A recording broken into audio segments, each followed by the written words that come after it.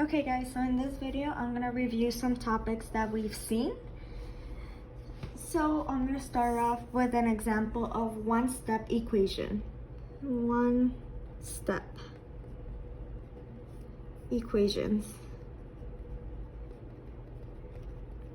So that's the first example I'm gonna show you, one-step equations. Remember, this is a video, guys. So if at any time you feel like I'm going too fast or you feel like you missed something and want to rewatch it, you always can. So let's start out with our example.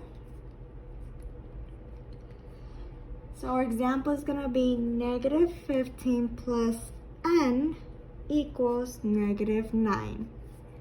So with one-step equations, what you're trying to do is you're trying to isolate your variable, meaning that you're trying to leave the variable alone. So to do that, I'm always going to start by getting rid of anything that's not my variable. So in this case, it's going to be minus 15. So to get rid of a minus 15, I have to do its opposite. Its opposite is going to be a positive 15. That's gonna end up canceling each other. And whatever you do to one side though, remember you have to do to the other. That's very important. Whatever you do to one side, you must do to the other. So I'm gonna add 15 to my other side of the equal sign as well. And that's gonna give me n equals, and then negative 9 plus 15 is positive 6. And that's gonna be my answer. So that's how you solve one-step equations. Then let me show you an example on two-step equations. So two-step equations. The example. So the example we're gonna do is gonna be this one. 2n plus 5 equals negative 2. So this could be called two-step equations or multi-step equations. So the way you solve this, for this specific example, you have to start by distributing. Remember, I do have a video on the distributive property if you want to watch it to make sure you understand how to solve the distributive property. So here we start by distributing, meaning that I'm gonna distribute this to, maybe, let me use another marker, sorry about that, it's not working. Okay, there we go. I'm gonna multiply 2 by n, because I wanna multiply the number on the outside of the parentheses, right next to the parentheses, by the numbers inside of the parentheses, numbers or variables inside the parentheses. So I'm also gonna multiply that 2 by 5, and that's gonna give me 2 times n for this first part. So 2 times n, we can be written like this. And then 2 times positive 5. So 2 times 5, that's gonna give me positive 10. And everything else stays the same, equals negative 2. There we go. And since we're trying to isolate my variable, I have to get rid of anything that's not right next to it first. So I'm going to start by getting rid of the thing that's farthest away, which in this case is going to be the plus 10. So I'm going to do, let's do with this. So I'm going to do minus 10, because 10 minus 10 is 0, so it ends up canceling, and that's what we want since we're trying to get my variable alone. But whatever you do to one side of the equation, you must do to the other, so minus 10 on this side as well. And we're gonna be left with 2n equals, and then negative 2 minus 10. And that's gonna give me negative 2 minus 10 is gonna give me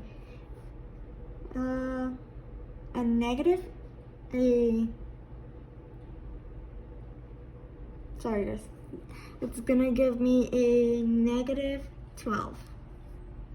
So negative 12. So that gives me a negative 12. Now we have to get rid of the 2 in front of the n because we're trying to isolate my variable, so that's going to be divided by 2. Remember, if a number, either it be a whole number, a decimal, or a fraction, is right next to the variable, it means they're being multiplied. So the opposite of multiplication is division, so I have to divide on both sides. Those end up canceling, and we're going to be left with n equals, and then negative 12 divided by 2, which is going to give me negative 6. And that's going to be my answer. Okay, so I'm going to show you guys now an example on equations with variables on both sides of the equal sign. So it's equations with variables on both sides. So let's start our example. So the example we're going to do is going to be 13 minus 4x equals 1 minus x. So this is a problem they might give you with variables on both sides of the equation. As you can notice, it has a variable over here, which is my x, and my variable over here. So what I'm trying to do is still trying to solve for x. We're still trying to find x. So what I'm going to do is I'm going to start by moving all of my x values to one side and all of my constants to the opposite side of it. So to do that, I'm going to start with moving this one. You can move first the negative 4x, or you can move the negative x, whichever one you want. I'm going to start with moving the negative x just because it's going to be a bit easier. So it's going to be plus x, but whatever you do to one side, you do to the other. So it's going to be plus x on this side. These end up canceling, and you're going to be left with 13 minus 4x.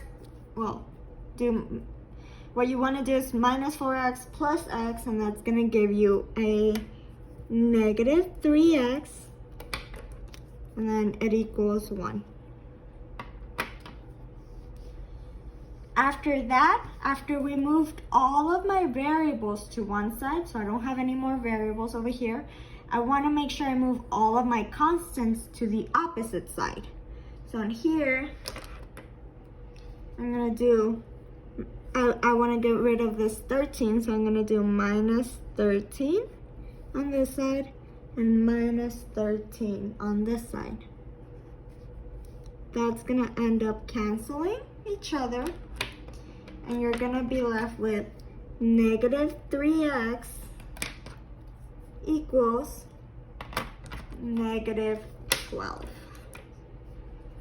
Because 1 minus 13 will give you a negative 12. So now all you want to do is get your x variable alone. Again, we're trying to get my x variable alone. Once you moved all the constants to one side and all the variables to the opposite side, we're trying to solve for x now. So to do that, I have to get rid of this negative 3, which is right next to my x, meaning that they're being multiplied. So to get rid of it, you're going to do its opposite, which is division. So, oh, this pen doesn't work anymore. Let me get a new pen. Divided by negative 3, divided by negative 3. These are going to end up canceling, and you're going to be left with x equals, and then negative 12 divided by negative 3 is going to give you positive 4.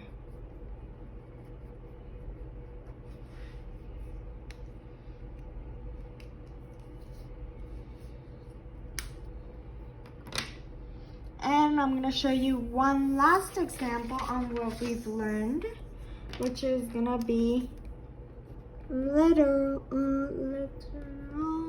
equations. And this is when you have two different variables. So this is having two different variables. The problem I'm gonna show you is gonna have, so I'm gonna show you two examples with this one. So let's start with this one. G equals 7x.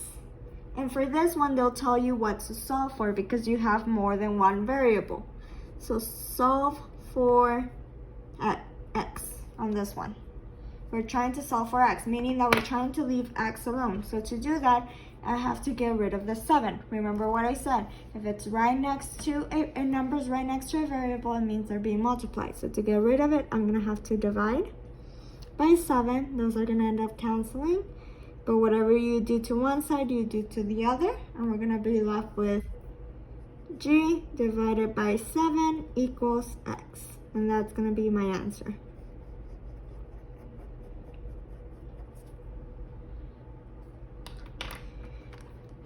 And then another example that I'm going to show you that they could give you for these type of problems is going to be z equals m minus x. So this has three different variables. So to solve it, they'll obviously tell you which one to solve for. So this one is solve for x again. So in this one, solve for x. So we're trying to get my x variable alone. So to do that, I have to get rid of the thing that's farthest away from my variable. So my m. I'm going to start by getting rid of my m. So to do that, I have to do the opposite. So I'm going to subtract m from both sides. These m's end up canceling, and you're going to end up with z minus m. You cannot combine two different letters. So I'm just going to leave them like that. And this is going to equal negative x. And now, my x, they told us to solve for x, but my x is not alone, not absolutely alone. I still have to get rid of that negative in front of it. So to get rid of it, I'm going to divide by negative 1. Because a negative divided by a negative cancels each other, so they're going to cancel one another. But what I do to one side, you have to do to the other. So divide by negative 1. When you divide by negative 1 here, what's going to happen is it's going to switch your variables. So this is going to become a negative z. And this is, because this was already a negative, and a negative, it's going to become a positive m. And all of this is going to equal x. And that's going to be your answer.